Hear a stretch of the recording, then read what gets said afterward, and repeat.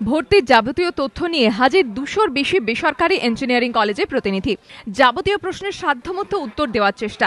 গত বছর থেকে চালু হয়েছে জয়েন্টের এই ফ্রি কাউন্সেলিং ক্যাম্প।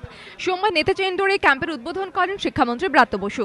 রাজ্য সরকারের সহায়তায় ক্যাম্পের আয়োজন করেছে একটি বেসরকারি সংস্থা।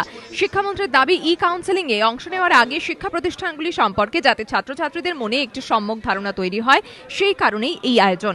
আমার মনে হয় যে গত 2 বছর থেকে আমাদের সরকারি উদ্যোগে যে ই কাউন্সেলিং শুরু হয়েছে, তার সঙ্গে এই ভাবনা একান্তভাবেই পরিপূরক, এবং এর সঙ্গে সেই পরিপূরকতার মধ্যে আমার মনে হয় এই ধরনের যে বিভাজন সরকারি বেসরকারি, যেটা আগে বনামের সম্পর্ক ছিল, সেটা এখন এবংয়ের সম্পর্কে এসে দাঁড়িয়েছে।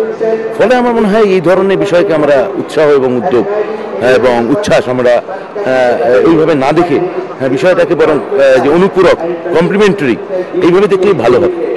জয়েন্ট এন্ট্রান্স বোর্ডের চেয়ারম্যান জানিয়েছেন, এবার থেকে সরকারি ইঞ্জিনিয়ারিং কলেজগুলিতে বিনা খরচে ভর্তি হতে পারবেন 10% পড়ুয়া। ভর্তির জন্য 50% টাকা কম দিয়ে ভর্তি হওয়ার সুযোগ থাকবে আরও 10% পড়ুয়াদের জন্য। এবার থেকে কমছে বেসরকারি কলেজে ভর্তির প্রাথমিক ফিও।